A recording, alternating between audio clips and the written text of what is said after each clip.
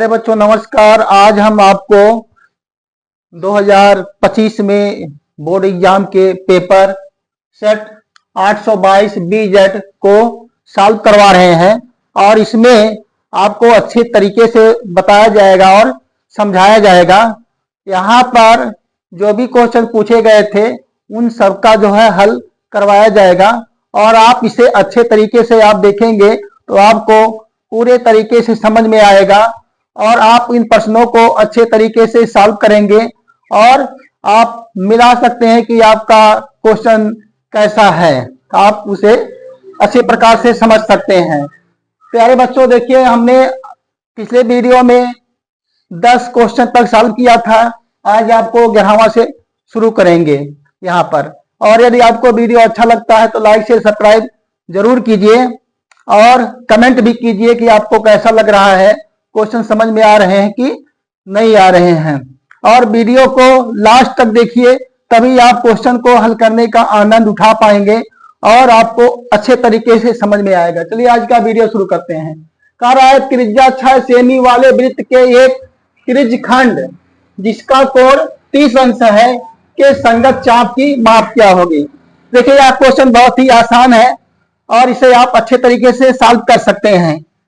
यहाँ पर ऑप्शन दिए गए हैं, पहले हम क्वेश्चन को हल कर लेते हैं, उसके बाद ऑप्शन को पढ़ेंगे और इसका आंसर देंगे। यहाँ पर देखिए आपको आर का मान कितना दिया गया है, 6 सेमी दिया गया है। त्रिज्या कितना दी गई है, 6 सेमी दी गई है। प्यारे बच्चों यहाँ पर त्रिज्या 6 सेमी दी गई है और थीटा कितना दिया गया है, थीटा आपको दिया गया है 30 अंश। और हमसे पूछा गया है संगत चाप की लंबाई। चलिए ज्ञात कर लेते हैं, इसको ज्ञात कर लेंगे। तो चाप की लंबाई L, चाप की माप, इसका फार्मूला होता है L बराबर होता है यहां पर थीटा बाई 360 2 पाई आर। यहां पर मान रख दिया जाए, थीटा का मान रखेंगे 30 अंश है तो 30 अंश रख दीजिए। यहां पर 30 अंश दिया गया है, 30 अंश रखेंगे और बटे क्या हो जाएगा 360 और यहां पर 2 पाई। चूंकि पाई में आंसर दे रहा है इसलिए हम पाई का मान नहीं रखेंगे।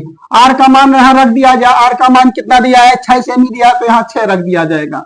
तो यहां से अब काट 0 0 यहां से कैंसिल हो जाएगा। यहां से 3 कन्ने 3 और 3 कन्ने 3, 3 दूना 6, तो यहां से 6 कन्ने 6, 6 दूना 12, 2 कन्ने 2 और 2 कन्ने 2, ये भी आ जाएगा। तो बराबर आंसर आ गया पाई सेमी। अब ऑप्शन में देखिए कौन सा ऑप्शन आपका करेक्ट होगा। यहां पर पाई सेमी, बी ऑप्शन आपका करेक्ट आंसर है। प्यारे बच्चों वीडियो अच्छा लगा लाइक शेयर सब्सक्राइब जरूर कीजिए और कमेंट भी कीजिए। अब क्वेश्चन नंबर 3 दिया गया है। यह क्वेश्चन जो है देखिए आपका पृष्ठीय क्षेत्रफल तथा आयतन का है। कह रहा है 3 सेमी त्रिज्या के एक ठोस बेलन की ऊंचाई 5 सेमी है।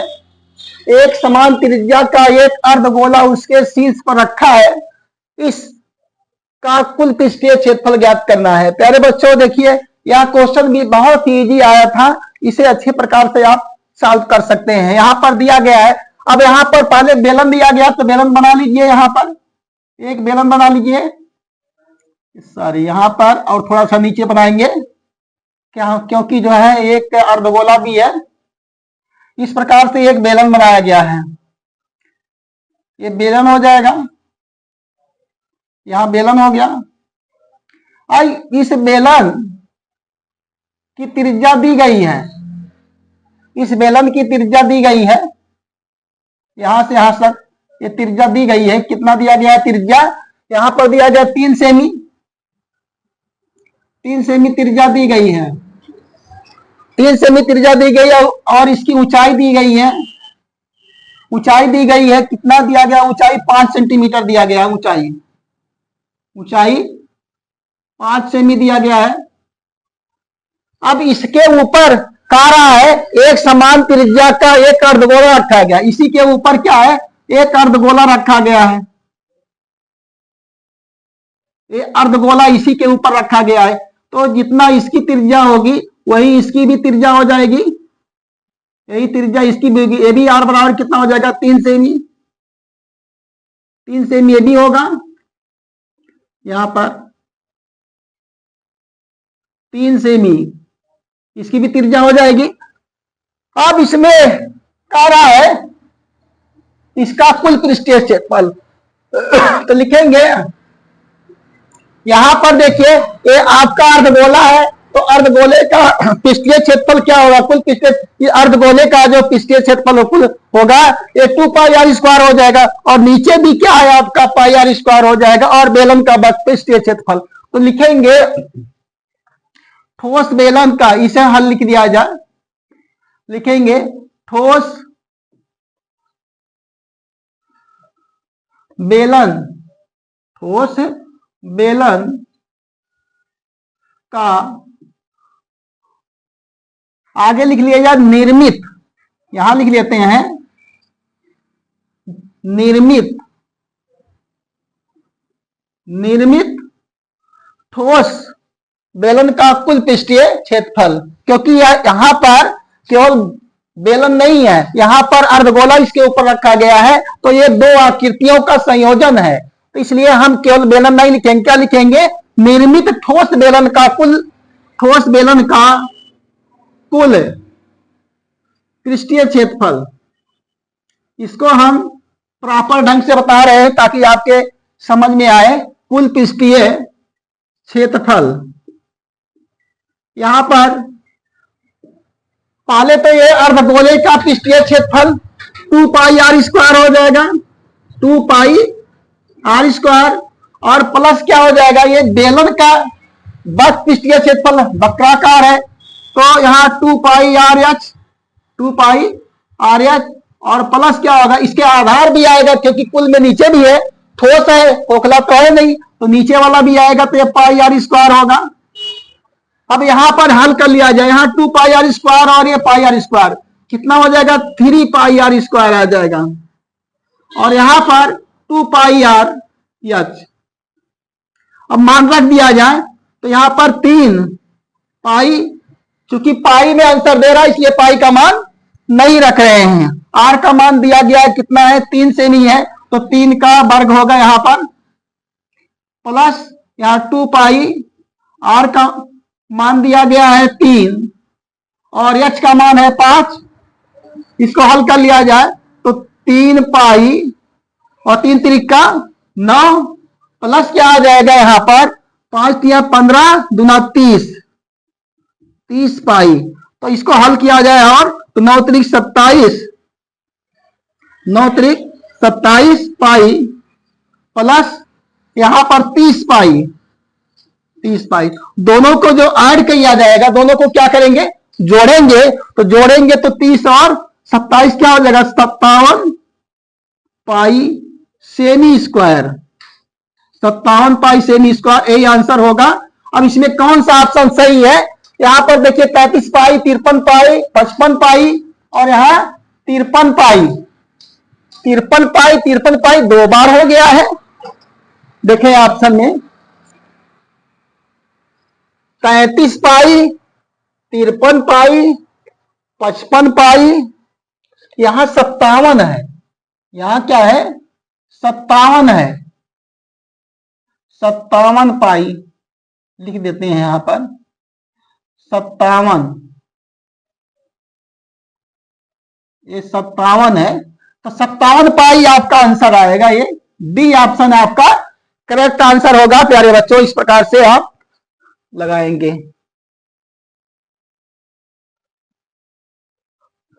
अब देखिए प्यारे बच्चों यह क्वेश्चन कितना आसान है और कितना ही बहुत सारे बच्चों का सही भी होगा।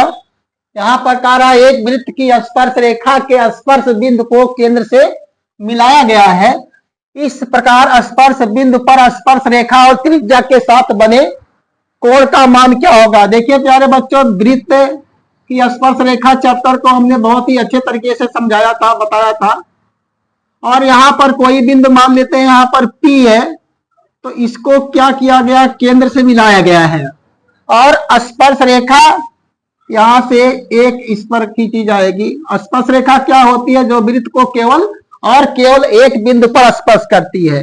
तो यहाँ पर Q है और यहां से त्रिज्या खींचा गया है, यहाँ इस बिंदु से एक त्रिज्या खींच दी गई है। तो यह स्पर्श रेखा और त्रिज्या के बीच में कितने अंश का कोण बनता है?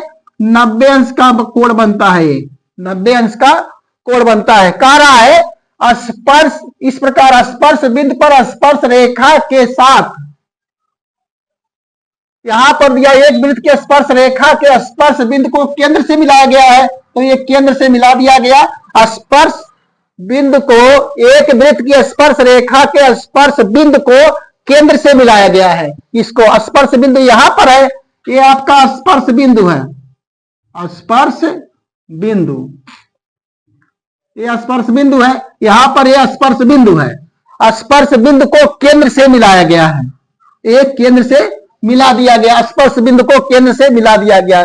इस प्रकार स्पर्श बिंदु पर स्पर्श रेखा और त्रिज्या के साथ, इस प्रकार स्पर्श रेखा और त्रिज्या के साथ बने, स्पर्श बिंदु पर स्पर्श रेखा और त्रिज्या के साथ बने कोण का मान क्या होगा? तो स्पर्श रेखा और त्रिज्या के साथ जो कोण बनेगा स्पर्श बिंदु पर, ये 90 अंश का होगा। तो यहां पर 90 अंश कहां पर है? ये 90 अंश आपका यही टिक हो जाएगा, यही आंसर आ जाएगा। आंसर इसका क्या होगा? 90 अंश आ जाएगा, 90 अंश इसका उत्तर होगा। ऑप्शन नंबर ए आपका करेक्ट आंसर होगा। अब देखिए क्वेश्चन नंबर आपका 13 यहां पर दिया गया, 14 सॉरी, यहाँ 14वां क्वेश्चन है। ये ट्रिग्नोमेट्री का सवाल है, कितना आसान सवाल है। यहां पर दिया गया है 1 + tan स्क्वायर ए अपान 1 + cot स्क्वायर ए का मान पूछा गया। ये डायरेक्ट सूत्र के आधार पर ही हल होगा। अब इसको हल करने के लिए देखिए आपको क्या करना होगा। यहाँ पर 1 + tan स्क्वायर ए, 1 + tan स्क्वायर ए बटे 1 + cot स्क्वायर ए, 1 + cot स्क्वायर ए। अब जिन बच्चों को ये सूत्र याद रहेगा, 1 + tan स्क्वायर ए क्या होता है? sec स्क्वायर ए, sec स्क्वायर ए, और 1 + cot स्क्वायर ए क्या होता है? यहां पर कोसेक स्क्वायर ए, कोसेक स्क्वायर ए। अब इसको आप लिख सकते हैं, sec को व्युत्क्रम फॉर्म में लिख सकते हैं 1/cos स्क्वायर ए, 1/cos स्क्वायर ए, और इसको लिख सकते हैं 1/sin स्क्वायर ए। अब जहां पर इस प्रकार से होता है 1 बटा यहाँ, 1 बटा यहाँ, 1 बटा 3 बटा, तो बीच वाले बटे को गुणा में चेंज कर दिया जाता है। तो यहां पर क्या हो जाएगा? 1/cos स्क्वायर ए और गुणे हो जाएगा, इसको उलट दीजिए sin स्क्वायर ए और बटे में क्या हो जाएगा 1। अब इसको गुणा कर दिया जाए तो यहाँ sin स्क्वायर ए का इसमें गुणा करेंगे तो क्या मिल जाएगा? sin स्क्वायर ए, और नीचे क्या आ जाएगा? cos स्क्वायर ए। अब यहां पर sin स्क्वायर ए बटे cos स्क्वायर ए क्या होता है? tan स्क्वायर ए, यहां होगा tan स्क्वायर ए। अब इसमें ऑप्शन नंबर कौन सा करेक्ट होगा? यहां पर देखिए, यहां sec स्क्वायर ए दिया गया है और यहां पर -1 दिया है, यहां पर cot स्क्वायर ए, यहां पर tan स्क्वायर ए। तो आपका option number D correct answer होगा। प्यारे बच्चों, इस प्रकार से आप सॉल्व करके लगाएंगे। कितना आसान आसान सवाल अब की बार बोर्ड ने पूछा था पेपर में जो है। प्यारे बच्चों, क्वेश्चन नंबर 15 देखिए, कितना अच्छा क्वेश्चन है, कितना प्यारा क्वेश्चन है। कह रहा है 7 सेमी त्रिज्या के एक वृत्त का चाप केंद्र पर 60 अंश का कोण अंकित करता है। त्रिज्यखंड का क्षेत्रफल ज्ञात कीजिए। अब जिसको फार्मूला याद रहेगा त्रिज्यखंड के क्षेत्रफल का, तब वो ही सवाल को लगा पाएगा। इसको हल कैसे करेंगे? हल करेंगे तो यहाँ पर देखिए सूत्र, यहाँ पर लिख दिया जाए थीटा बराबर कितना दिया गया है? 60 अंश दिया गया है। आर बराबर दिया गया है कितना? आर बराबर 7 सेमी दिया गया है, 7 सेमी दिया गया है। मेरे बच्चों, वीडियो अच्छा लगता है तो आप लाइक शेयर सब्सक्राइब जरूर कीजिएगा और कमेंट भी कीजिएगा। देखिए आप यहाँ पर देखिए, यहाँ पर पूछा गया है त्रिज्यखंड का क्षेत्रफल, तो क्या लिखेंगे? त्रिज्यखंड का क्षेत्रफल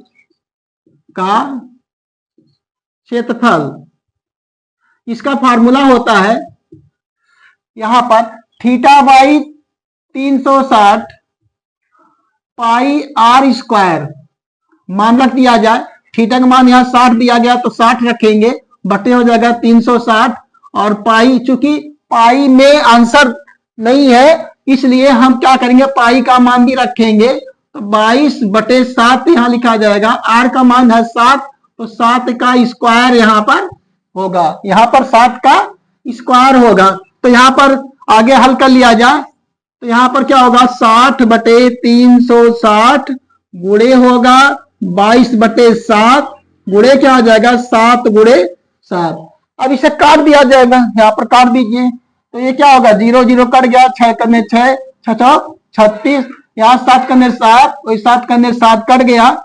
अब इसको देखिए काट दीजिए, 2 से कटेगा, 2 3 6 और 2 के रही 22, मिल जाएगा क्या, 11 7 77 बटे में क्या आ जाएगा 3, क्या आ जाएगा सेमी स्क्वायर, सेमी स्क्वायर क्या आ जाएगा, सेमी स्क्वायर। अब यहां पर ऑप्शन देखिए, यहां 77/4, यहां 77/3, यही option number B correct answer होगा प्यारे बच्चों। इस प्रकार से आप इसे हल करेंगे। इस प्रकार से आज हमने क्वेश्चन नंबर 15 तक जो है हल किया है। अगले वीडियो में हम इसके आगे कुछ क्वेश्चन को हल करेंगे, क्योंकि हमारे पास इतना टाइम नहीं रहता है। अगर आपको वीडियो अच्छा लगता है, लाइक से सब्सक्राइब जरूर कीजिएगा, और हंसते रहिए, मुस्कुराते रहिए और पढ़ते रहिए, जीवन में आगे बढ़ते रहिए, क्योंकि जीवन में सफलता का बहुत महत्व होता है और सफलता आपको चाहिए ही चाहिए।